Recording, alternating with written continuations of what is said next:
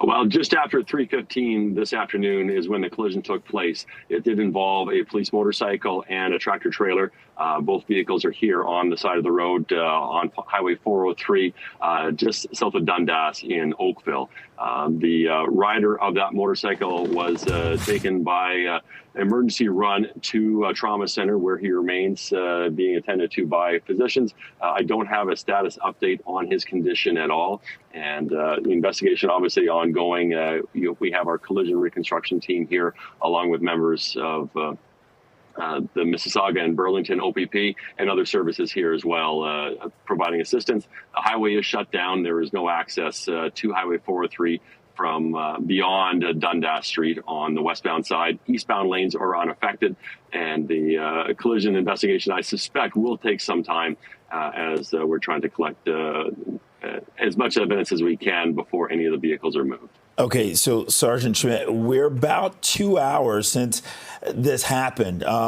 Can you talk about the response from emergency crews?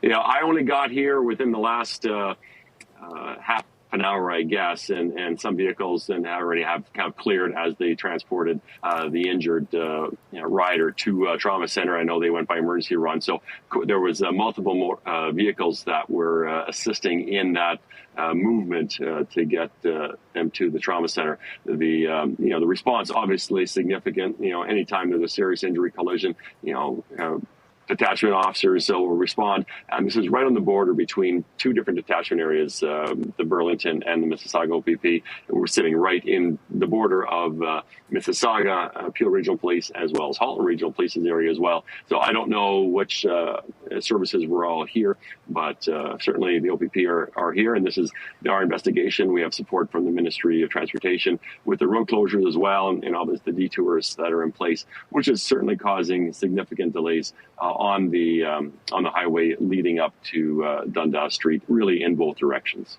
Sergeant Schmidt, we're seeing aerial footage right now from our Chopper 24, who's over the scene, and we can see that the Toronto police officer's motorcycle is kind of wedged underneath that tractor trailer. How is this officer? What kind of injuries did they sustain? I don't know what kind of injuries. I just know he was taken to a trauma center, and the motorcycle is there as the investigators are assessing and looking at all the tire marks and the evidence.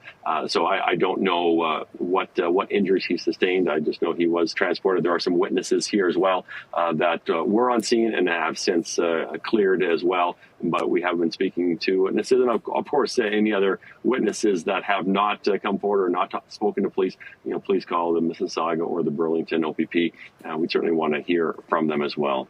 Sergeant Schmidt, what can you tell us about sort of the flow of traffic on this stretch of the 403, under ideal as well as congested driving conditions? Yeah, well, again, 3:15 in the afternoon. It's a dry summer day here right now. Road conditions are good. The road condition is level. There's really no obstructions or level any areas. There's no environmental issues that I can see from where I am sitting right now. That would be contributing factors. It wasn't raining or there wasn't any other situations along with that. And again, that's all part of the ongoing investigation to try to figure out exactly what all the vehicles were doing leading up to and prior to the collision. Obviously, we'll be looking at all factors, human factors, mechanical factors, issues with the vehicles and what was going on, and obviously speaking to witnesses as well that can help paint a picture as well. If there's anyone with dash cam that has information, that certainly is often very helpful in the investigations as well. Even if you're traveling in the opposite direction, your vehicle may have captured video evidence that would assist investigators in this. There's two lanes here where I'm traveling between Upper Middle and Dundas Street. Just comes off the 407. Obviously, this area does get congested pretty heavily in the rush hour periods of time when traffic is either moving in or out of the GTA.